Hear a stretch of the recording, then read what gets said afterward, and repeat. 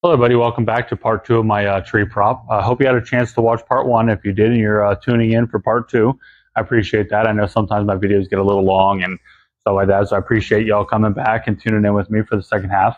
Second half is going to be all about making sure that, one, I make it safe because I want to put some safety straps on it so this way when it starts to go over, it won't go past a certain point. So just in case I get a malfunction or something like that, it's not going to land on anybody. I'm going to be building a counterweight on it to kind of help with the ease for the overall weight of the height of it, just to make sure that the air cylinders don't have too much problems. This will be an air power prop, so I will be having an air cylinder on here. I'm going to be using a peekaboo controller. I'm going to use one of the ones that has the audio, so that's why I can put a speaker on there, so I can have some kind of ambient noises, some scare noises. Then I got to figure out how I'm going to build my character, how I'm going to mount them on there. Am I going to use the character as part of the linkage system to move the tree, or if I'm going to have the character just kind of standing back there and the air cylinder is going to be mounted to the base and all that stuff. So I just got to do some playing around with it, figure out what direction I'm going to go with it. So let's go ahead and get started and see where this takes us. All right, so I got my safety strap on here. You can see where it's anchored there. So no matter what happens, it's only going to go that far over and not go any further. I might put a secondary one on here as a backup just to play it safe. But this is, like the, 1/8 inch, almost like essentially it's like a chain for or a cable for, dog leashes and stuff like that. So it's pretty strong.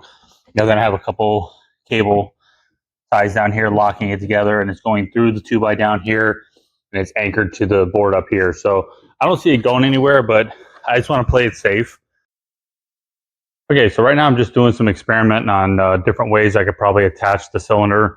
I have this method at the moment. I kind of thought about maybe leaving the cylinder where it's at, but maybe make an extension that goes on the end of the ram and maybe goes all the way up to there, so it pushes it right there, so it's a little more, maybe less material or something like that. But I have it right here for the moment. I did kind of push it a little bit just to see how well I have as far as range of motion. Everything seems to be okay. So what I'm gonna do is I'm gonna go ahead and hook some hoses to it, hook my valve to it, and let's see how it works.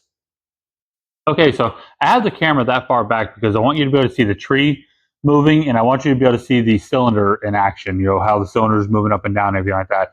Now, I know you can see the linkage and all that stuff, but when everything's done, hopefully you won't see any of this because, one, this will all be painted black, the plywood will be painted black. I want to see if I can find some fake, greenery, palm fronds or shrubs kind of stuff to kind of put back here to kind of look like shrubs behind the tree. And then I'll also have my character, which will be on here like this. He'll be kind of crouched down, holding onto the tree, looking forward, that kind of stuff like this. So hopefully his legs and stuff like that are also going to help hide it. So hopefully when everything's said and done, you won't see any of this right here. So the game plan is I'll be using a peekaboo controller, and I'm going to be using a motion sensor. Obviously, I'll have to dial in that motion sensor to where when they trigger it, it triggers it right at the right point when I want the tree to move. And I'll be using a scare sound. Either I'll use like a loud chainsaw noise, or maybe have him yell, timber or something like that, just enough to get their attention towards the tree. And as soon as they're right where they need to be, the tree will come down. Hopefully it scares them and bring it back up. Now, once this is obviously sitting on the grass, I have all the extra weight on there. I could probably speed it up a little bit. Right now, obviously, I have it kind of going a little slow. But if I speed it up a little bit, I'll get a little bit more rapid movement. But I also don't want to make it too rapid to where I get failure and that kind of stuff. So I got to find that nice balance of movement to mechanical, strength, I guess you can say. But pretty much this is what's going to be the game plan. Really, all that's really left now is just to make my character, paint the tree, get everything dialed in, get my peekaboo controller, go through all the programming and all that kind of stuff. So hopefully the second half of this video won't take near as long as the first half. So let's go ahead and continue working on it. All right, so I think that was a pretty successful little test right there. But now that I think about what I just said about how maybe I'll use a loud chainsaw sound, got me thinking, and y'all know what that means. When I start thinking, I tend to make huge changes and make more work for myself. But I come up with another idea that I'm fixing to do. I do have another one of these little small cylinders right here, a little guy. I think what I'm going to do now, as long as I can make it work, is I'm still going to have the character back there, but instead of having the character looking like he's pushing the tree over, I think what I'm gonna do is I'm gonna have them stand back there holding a chainsaw, and then when they trigger the motion sensor, the air cylinder is gonna essentially lift the arms, lifting the chainsaw in the air. A loud chainsaw sound's gonna go, and then the tree's gonna come over after that. So instead of it looking like he's pushing the tree over on him, it's gonna look like he actually cut the tree and the tree's falling over on top of him. I think it might give it a little bit more of a scare because then it doesn't look like anything, like nobody's holding on to the tree, like they're gonna stop it or anything. Like it's just gonna keep on coming, kind of thing. I think that might actually step up the scare factor on this prop right here. So let's go ahead and go for it. See what happens. Okay, now for a little bit of comedy real fast. I decided to make a quick video of myself holding a chainsaw to kind of get an idea of how the stance would need to look, how the arms would have to go, all that kind of stuff. So I'm going to build this entire armature out of metal because I'm going to have to be able to reinforce it and stuff like that. Plus I got to make sure the shoulders move and all that kind of stuff, you know, for the air cylinder and all that. So I'm going to show you that video real quick. So I hope y'all get a smile out of this.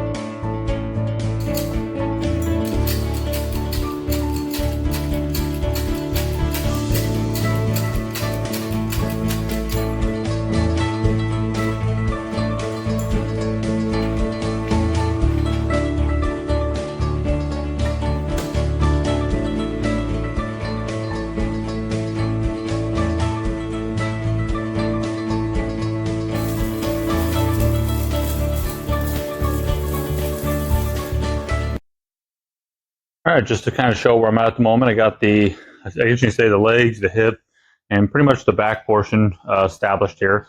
I just took some flat stock, bolted it straight to the wood, welded this straight to it, added a couple braces right here to give it a little bit more stability.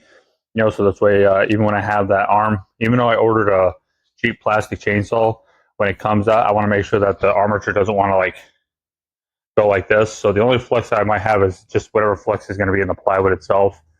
So, but overall, I think the armature is coming out pretty good. Kind of looks somewhat of my stance that I was posing for it, but I think it's going to work out just fine. All right, so my chainsaw made it in. This thing's definitely way smaller than I thought it was going to be. So I'm going to use the housing, but I'm going to try to you know, make a new bar for it, something at least a little bit bigger. And then obviously I'm going to completely repaint it and all that kind of stuff so it stands out a little bit. But yeah, that thing's pretty tiny, you know, when you think about like compared to my hand. But it's very slim pickings this time of year during Halloween. Like if I thought about this sooner, I probably could have maybe hit Spirit or something like that. They might have had something a little bit bigger. I'll keep my eye out for something, but I can at least use this to at least get the arms at that made. So I'm just going to go ahead and start working with it. All right, so I'm kind of in my rough mock-up stage at the moment. Right now, I just zip tied that on there. Obviously, it's going to have to be angled up a little bit more to look a little bit more, I guess, natural, so it doesn't look like it's aiming at the ground. So I got the arm attached to the shoulder area. Took a bolt, welded it to here, ran it all the way through. Put a nut on either side of this piece of flat stock right here, so I can lock this in place. You see, I got another little quarter 20 bolt right here. Little L bracket on the cylinder. Now the cylinder attached down here. I'm going to probably wallow out the aluminum on the bottom of the cylinder just a little bit so I get a little bit more back and forth play a little bit. Because as it pulls down, because of the angle that this is going versus the angle that the cylinder's at, I'm leaving this area a little loose for a little bit of play, and I want to have that bottom a little loose for a little play, so this way I don't get any kind of bindage. But it's going to pretty much pull it down like that and then raise the chainsaw up. I'm going to go ahead and hook a hose to it and show you. So what I'm doing on this cylinder is I'm only going to be using a one-sided style valve, which means it's only going to push air one direction, where most valves will push air two directions, you know, and that's what gives you your push-pull effect of your cylinder, which means it'll push the cylinder and it'll pull the cylinder. In the case of this right here, I want gravity to bring the arm back down. The reason I want to do that is because If I have a rapid movement coming back down with the weight of the arm, the leverage that the arm has because you'll be in long, the weight of the chainsaw, and then when I get the other arm on there, if it's coming down with any kind of real force, I'm guaranteed to break something. I'm either going to move, my linkages are going to move on me. I'm going to bend something. Something's going to break, and I'm going to have failure. So what I want is I just want gravity to bring it back down, but I do want the rapid movement coming up. So the valve I'm using literally just pushes air one direction. So let me show you real fast. So you see how it went up nice and quick, but came down a nice gradual thing. Now I can still play with it as far as giving it like an up and down kind of like he's like waving the chainsaw. It just won't come down that fast, but you don't really want to anyway. So I can do something like this when I start programming.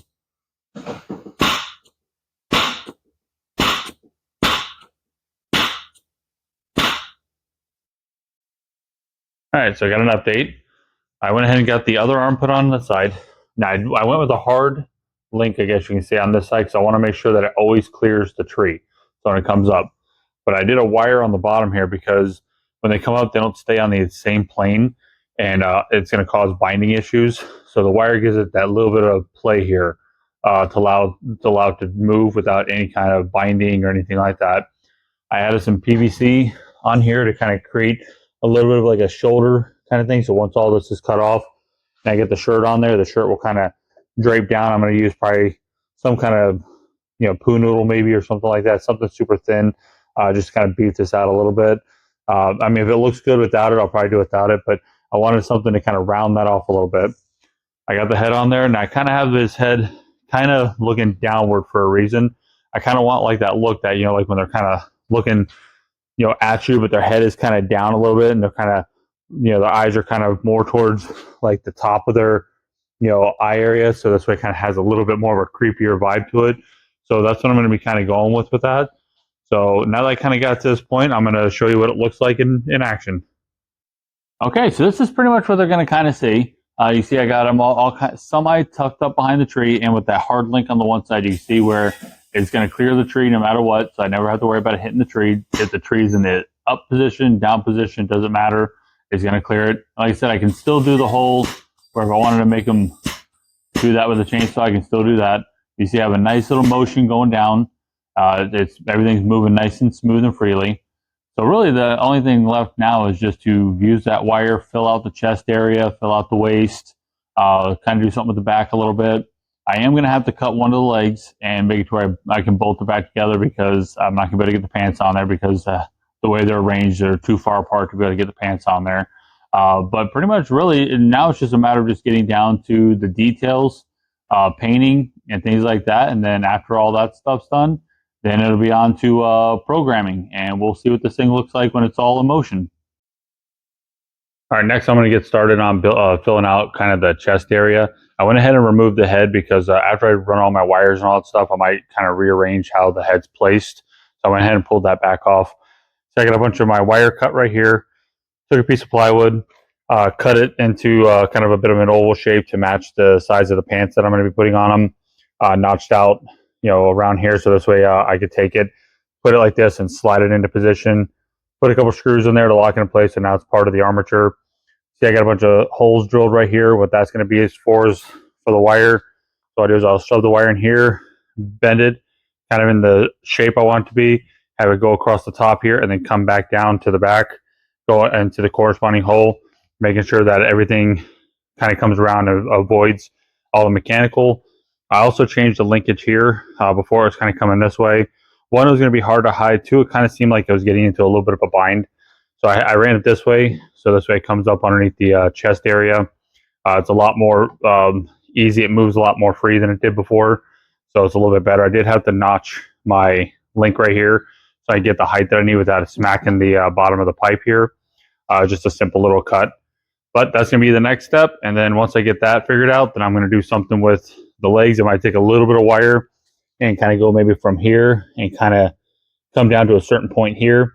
So this way, when the pants come down, I don't have like a weird jot kind of look. It has a little bit more of like a fluid kind of look to it. But I'll see how that looks when I get to that point. So let's go ahead and start running some wires.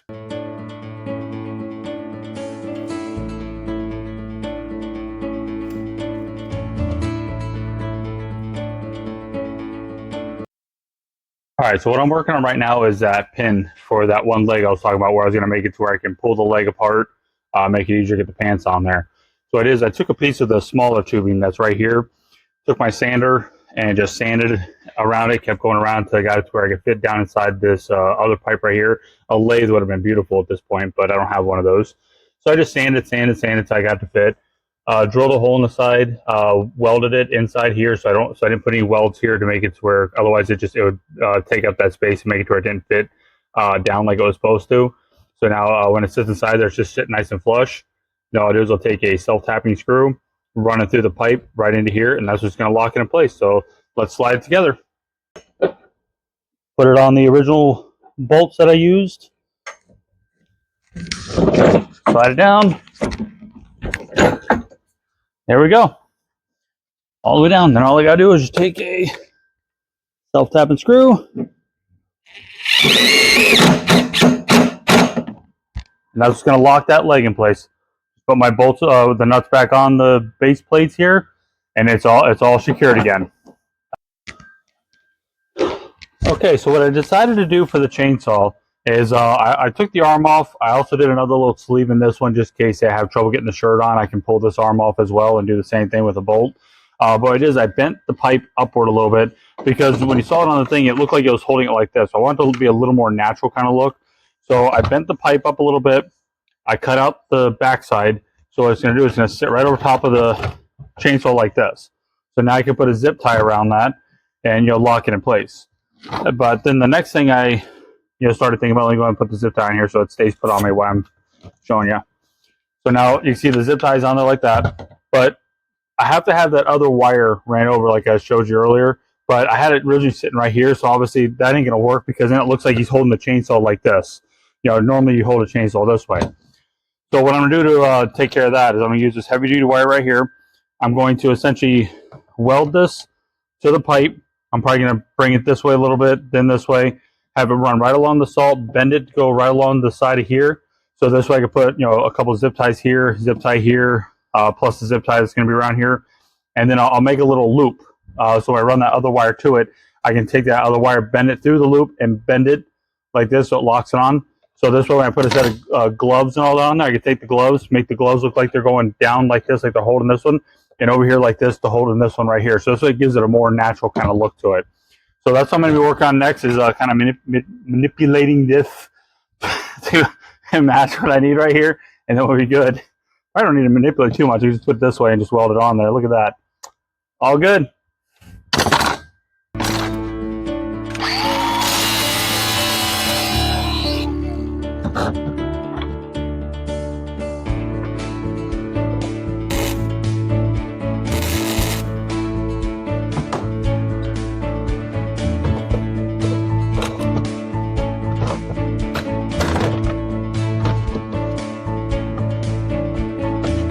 Okay, so I got the arm put back on. I got the other arm shortened a little bit.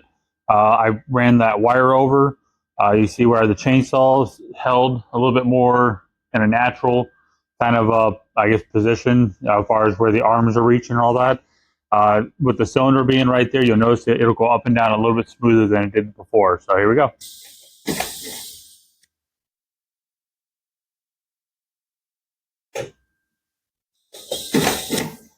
Now on my valve, I have an adjustable exhaust where I can actually adjust how fast I want that arm to come down. So if I open it up quite a ways, you notice it'll come down real fast.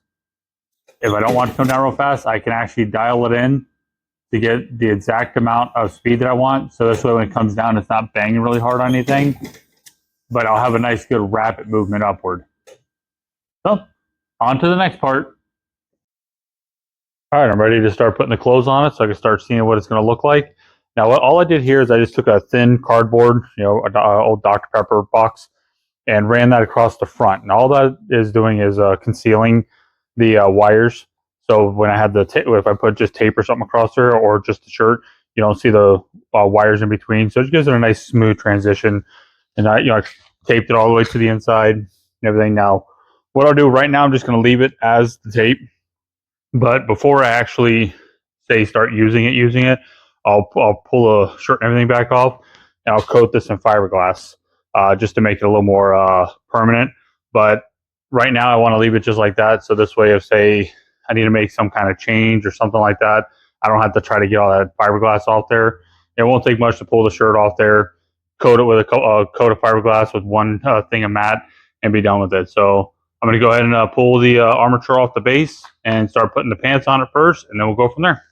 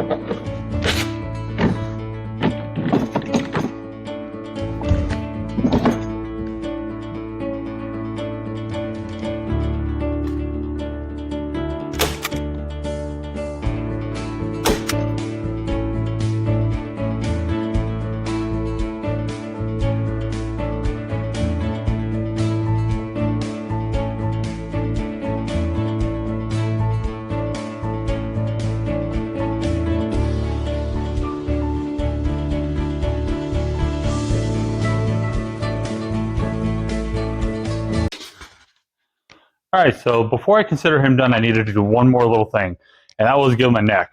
Because when first I got on it, you look at it, you have this big hollow space. That don't look good. So I took a piece of foam, kind of slowly carved it out. That's going to fit on there like that. Then this will go on top. I got to position it where I have it where it's sanded just right. Now I'm going to go ahead. I'm going to caulk this completely in place so it stays put. The head will still be removable, so I get the shirt on and off easily. But I'm going to go ahead and I'm going to put a big bead of caulk on there, push in there, smooth out the edges, let it dry. And then once it's dry, then I'll put the shirt back on it. And pretty much at this point, I'll just kind of consider this portion done, and I'll be able to move on to something else.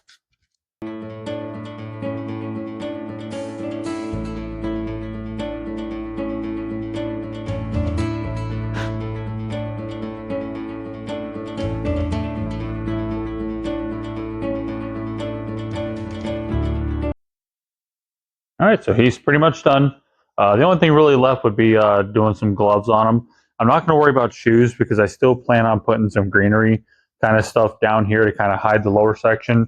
And I definitely got to put something on this side because now you can pretty much see the entire mechanic aspect. So I'm going to do something, that I can add on to it that can be removable easy here and here. So I'm not going to worry about shoes, but I'll probably get some kind of cheap gloves to put on here. And I still got to paint the chainsaw. But other than that, I think he's pretty much done, ready to go. Now I just got to work on the tree and then start doing some programming and see what this thing looks like.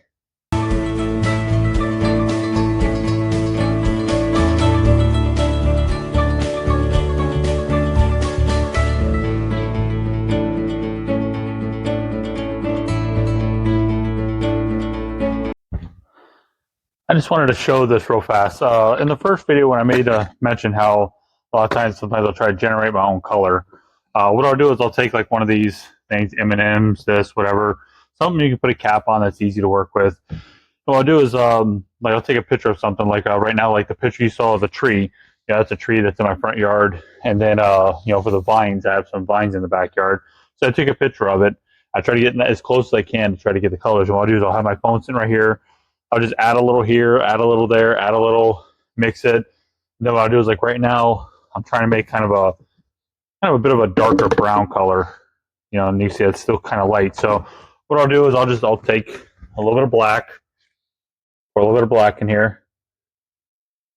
Try not to do too much because sometimes a little goes a long way. Just put my lid on, give it a couple good shakes, get it mixed in.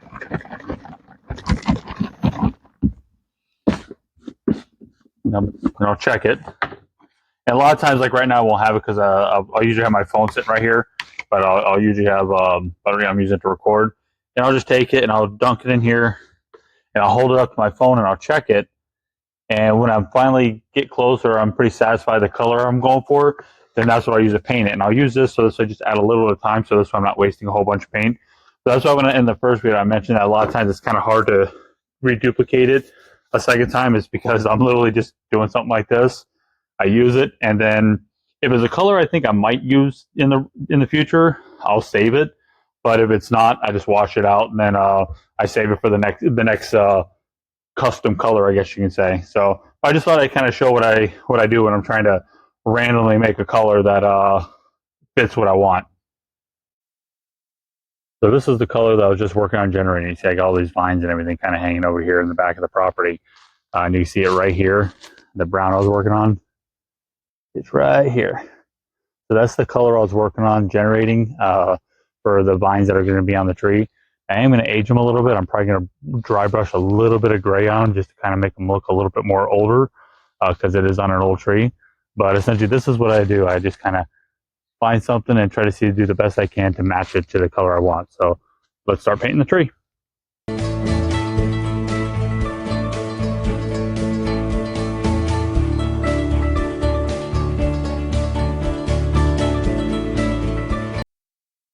All right, so the next thing I'm going to be working on right now is my control box. Now I want something that I can try to mount to the back side of it that keep everything kind of out of the weather. I'll put a little, probably like a weather stripping along here or some kind of overhang flashing. This is just an old case for an old Sawzall I don't have anymore. I just hold on to stuff like this. You just never know. This will be good because it'll make it to where I can get inside here and get to the stuff I need to do anything for programming, get to any of the valves for some reason or something like that. I did start cutting out some of the excess plastic that was in the area, but it looks like I'm going to have to cut the rest of this out so I can get these valves a little more positioned so it'd be easier for me to get my hoses. So that's what I'm going to be working on next. Okay, I thought I'd show my little rat nest worth of stuff here. So pretty much what I did is I got my Peekaboo Plus here, which allows me to run 4 different things on it. So I have a couple lights ran on it and a couple air solenoids. I have everything ran for speakers, air. I took an extension cord, ran it through the bottom here, made it to where I could plug the Peekaboo in and the lights all right here. So this way I only have one cord coming out of it, one air hose coming out of it. I have the motion sensor hooked to it, put my power supply up here. So now when the power supply or the motion sensor gets tripped, you hear all the relays going off, the chainsaw noises.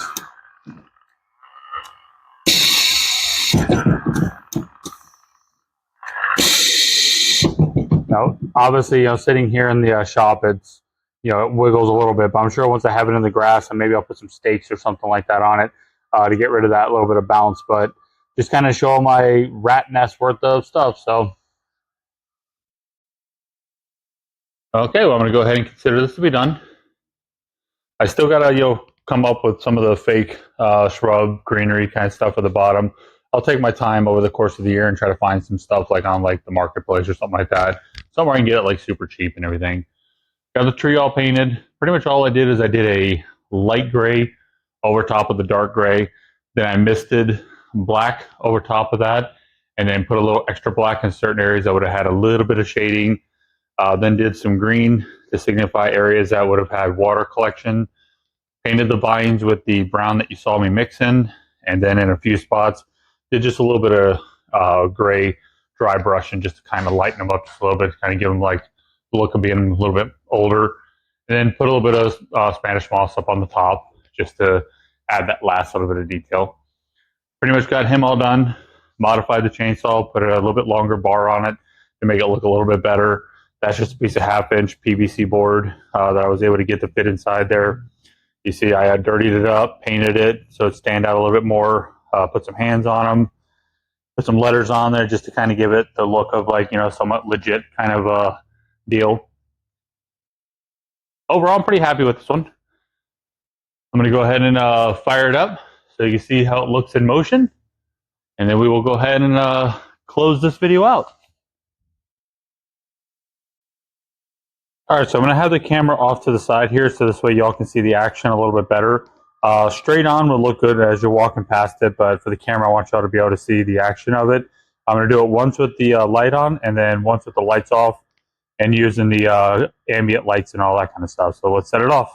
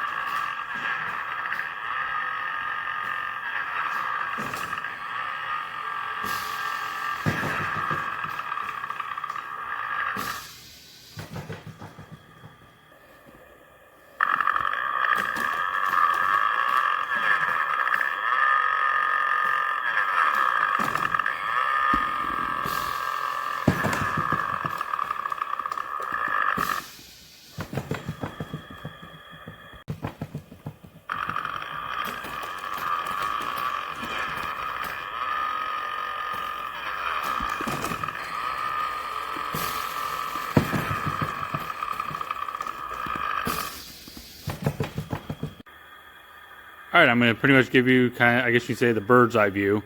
I'm going to stand next to it. I'm going to stand far enough to where obviously it's not going to hit me, but about where it's going to be when people are actually walking next to it to give you an idea of how close it's going to come.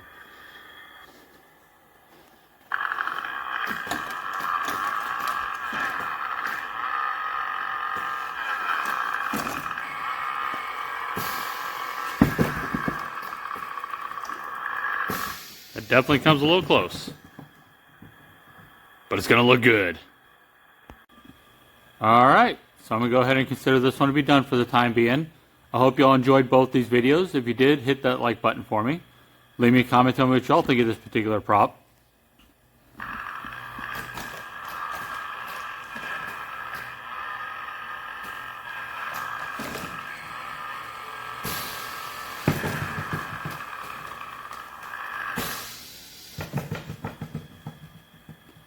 Thanks for watching.